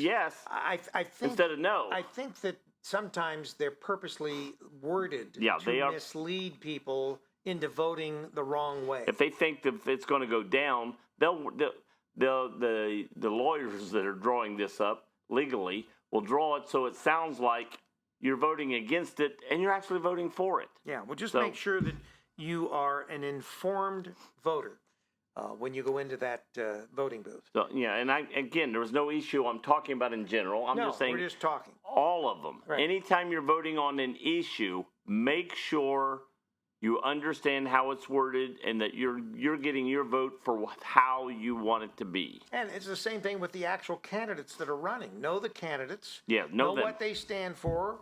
Know that the person that you might elect is going to be a person that's going to work in your best interest or work in the best interest of the community that you live in, and make sure that those are the people that you're going to try to get into the various elections, the seats, because once again, you have no reason to complain about what's going on in the community that you live in or with the schools that you are paying taxes on if you don't get out and vote. If you don't get out and make sure that you're voting for the people, and who you're voting for as far as the people, so that that you're getting the candidates with the same thinking that you have. And that will accomplish the tasks that need to be accomplished to either efficiently run your government or run your school board or whatever. So, some interesting things I'm going to be bringing up in the future to just touch on. You're giving us. I'm going to give you a preview. Preview. Oh wow. I'm going to be talking about the presidents that are on Mount Rushmore. There's 4 presidents. I'm going to tell you something about each of those 4 presidents that most people don't know about. Well, and a lot of people didn't know it, but besides the 4 presidents, we had referred to her earlier in the segment in the show. Chatty Cathy is on Mount Rushmore too. Oh, she really? Yeah. I did not know that. She's off to the side, so you don't really see her in all the pictures. But it's the presidents and Chatty Cathy. I read something yesterday very interesting about. If I look at this book and you look at it and I go, what color is that? We both may say red, but you may be seeing a different hue of red than I'm seeing. Well, obviously. And so even though that has to do with the carats in the back of your lens of your eye. And if you've got a different color carat, you don't see the same color. And you can still see it's red, but it's different. And there's colorblind people, and there's different things of colorblind compared to just black and white. I mean, there are different shades of different people or different ways of color blindness. There are people with brown eyes, blue eyes, green eyes, and sometimes that also can help them see a color in just a different hue, shade. A color or a color? COLOR. Are we going to push and push? Are we going to push that? We're not pushing and pushing. It's color. I don't know any other way to say color. I just want to get this clear. I want to get COLOR. I keep talking about. I've got to get or a haircut. COLLAR. Look at this hair. I'm looking like Herman's This Hermits. is a collar, and this is a green collar. What color is that on your shirt? Green. Who dressed you this morning? Your mom? I did. Your mom? Green and green. Light green, dark green. Yeah. And then a gray So I guess as I can't t-shirt. pinch you then. No. No. This is not March 17th, but this is something I might wear on March 17th if it was cold. Oh, yeah. So these are some things I did today, the election day. Tomorrow, Dustin Pierce and Molly Campbell, 2 of our favorite people, are going to be in tomorrow. Dustin has announced in his newspaper that he is running for mayor of Wilmington in 2027. That's sort of getting the word out early, but his whole reason to run for mayor of Wilmington. How many years away is that? Well, right now it's a 1.5. Well, Actually, it's, if you figure this is November, it's probably going to be November of 2027. It's 2 years. What is that, a gang sign or whatever? Well, you're saying 1.5, Dustin, and I'm thinking it's. Dustin, his whole my reason, math says 2 years from November to November is 2 years. To get a city manager installed. He wants a city manager form of government. Right, and there are towns that have went to city managers like Cincinnati. I don't know. I think there's, when I hear them talk about Cincinnati, I hear them talk about mayor. Well, they have a city manager in Greenfield. They have a city manager in Washington Courthouse. So towns about the same size as Wilmington. Most of them sound like they're on. They have city managers, although some of them have complained and said, we want to go back. That doesn't mean they are, because until you do, I guess I don't know whether. Well, and I've heard many times people say this in smaller communities, where and Wilmington is one that your mayor is not a full-time position. It's a part-time position. I think that's one of the things they wanted to do here in Wilmington is they want to change the mayor's position to be full-time. So, so some people want the mayor position to be full-time. Some people want a city manager. But anyway, either way, I'm just making up numbers here. But it could be like if you're a mayor, you're making $14,000 or $15,000 a year to be mayor.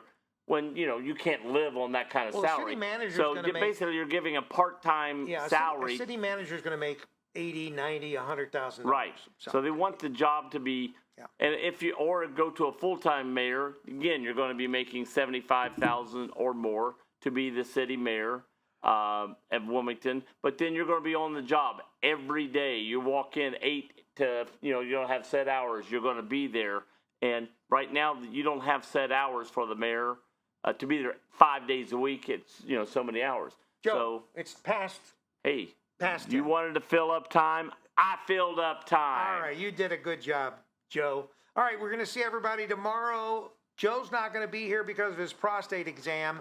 It's not prostate. I will be here with Molly and with Dustin. I will be at the hospital, but not for prostate. We will be talking Real Change Wilmington and Dustin's ambitions to become the next mayor of Wilmington, Ohio. Bye, and everybody. you might talk about who won certain elections. Well, we might touch on that. We'll see everybody tomorrow.